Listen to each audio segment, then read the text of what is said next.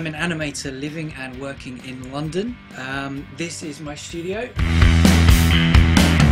I first got into animation around 2001, which was when I first realised that what I really wanted to do with my career was to tell stories, to be a storyteller. And it was around that time as well that the technology for making animations was really starting to become accessible. I realised that you could just pirate a copy of Flash and stick it on an £800 iMac, and you could make a credible animation with that piece of kit.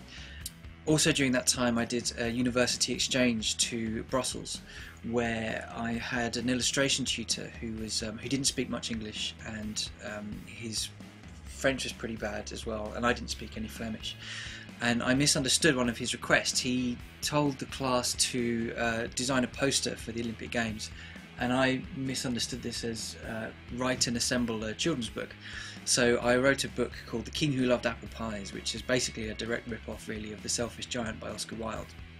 I was reading a lot of Oscar Wilde at the time because my telly was broken in my hostel, and The King Who Loved Apple Pies was about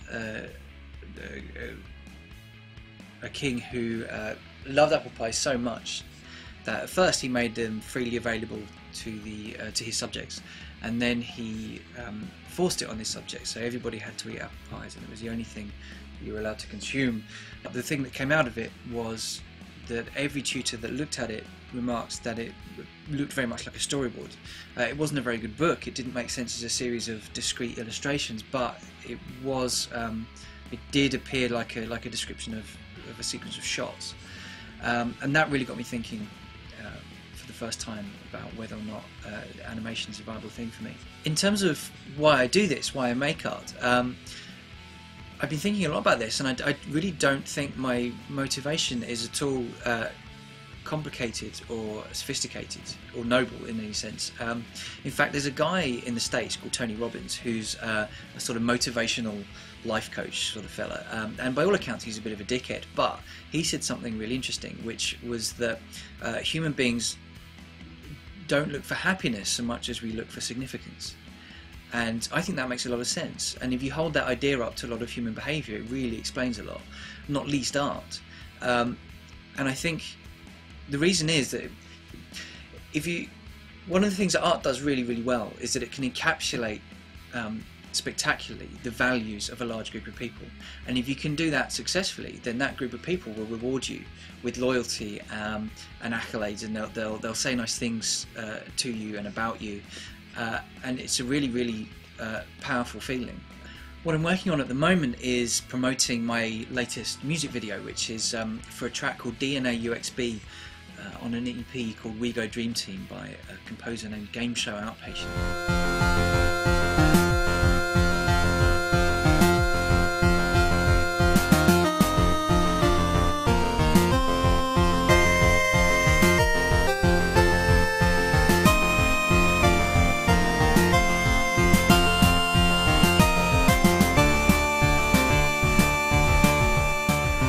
What I love about this project is that it was the first time I really came to terms, I think, with the idea that what lies behind a lot of my motivation is, things that in artistic circles would potentially be considered twee or ephemeral or silly, or would be dismissed as a bit of fun.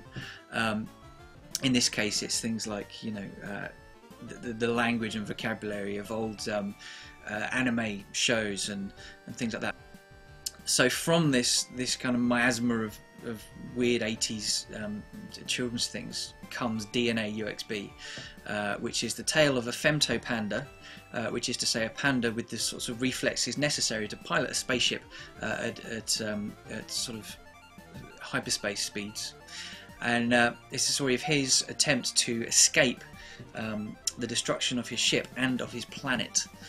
So it was enormously fun to make, and what was really cool about it is that it was a really great sort of reconciliation between the sort of aforementioned childhood influences and the more artistic very kind of academic design-based disciplines that I picked up. A lot of the design in the piece is informed heavily by my graphic design degree, which is to say that a lot of the elements are essentially logos, in the sense that they are simple graphical representations of the values of which they're trying to depict.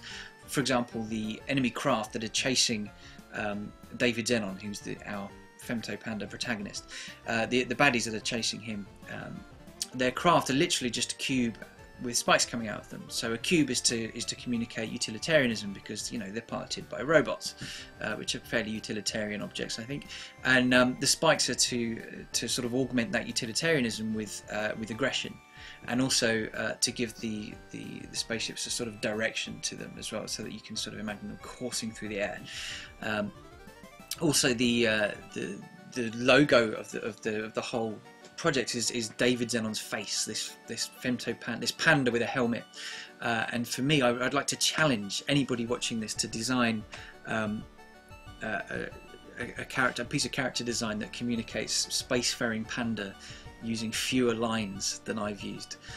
So it's a really fun project for that reason. It just reconciled all of these great influences and great disciplines that I've learned.